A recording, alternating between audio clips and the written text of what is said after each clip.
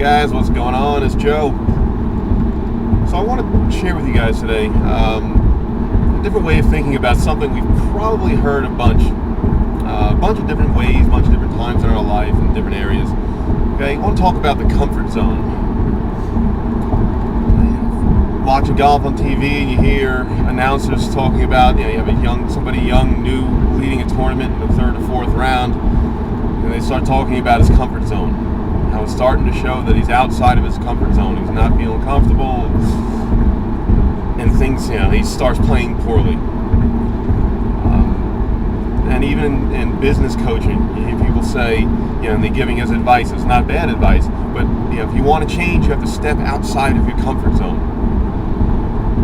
Again, not bad advice or anything, but through a lot of stuff that I've read and listened to, and kind of combining a lot of it, I've come to a much better understanding of exactly what the comfort zone is, and how it applies to, if you want to make a change in your life, in anything, whether it's business or anything else, it all kind of works the same. So what I want you to do is, in your mind, or if you happen to have a piece of paper there, take a piece of paper, draw a line down the middle, and on the left side, I want you to put down at the top of it self-concept, self-image, however you want to word it, how you view yourself conceptually. Okay, on the right side, that's going to be our roles in life, how we perform in our roles, whether it be a golfer, a doctor, a husband, a wife, whatever it might be. And in the middle at the top, I want you to put our case subject's name. Okay? And that's Willie the Wimp. Willie the Wimp in his Cadillac coffin. I was listening to some Stevie Ray Vaughan earlier. He's got a song called Willie the Wimp, and it just stuck in my head. All right? But that's going to be our case subject, Willie the Wimp.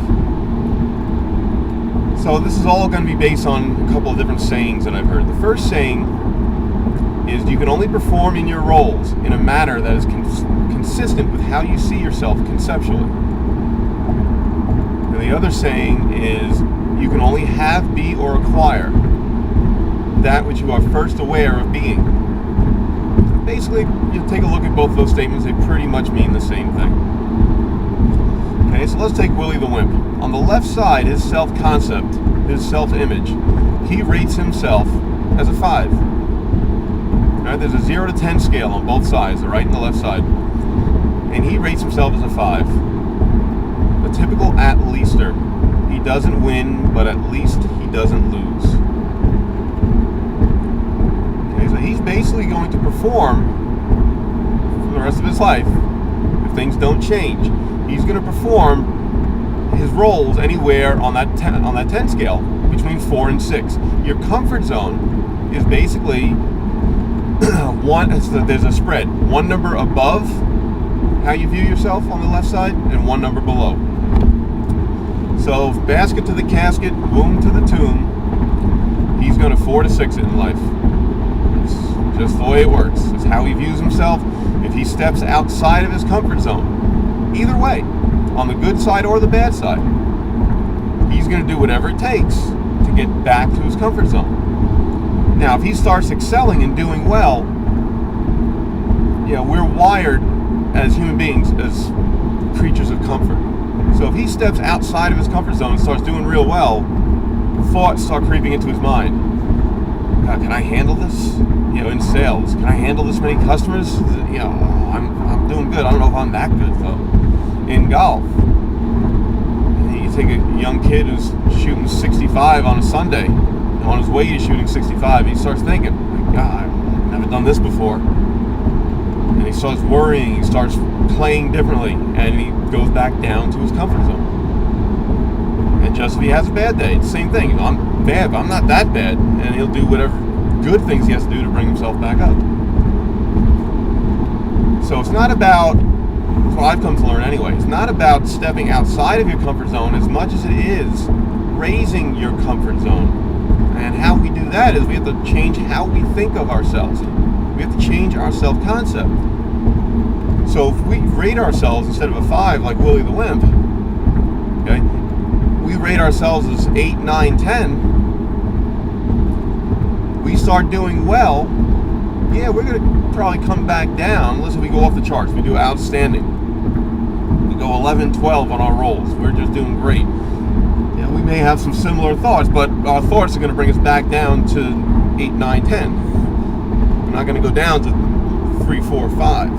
And if we do have any really bad days or weeks or months, whatever it might be, our self-image won't allow us to stay down there with our rolls. We step up our game, and we do whatever it takes to get ourselves back up to our self-concept.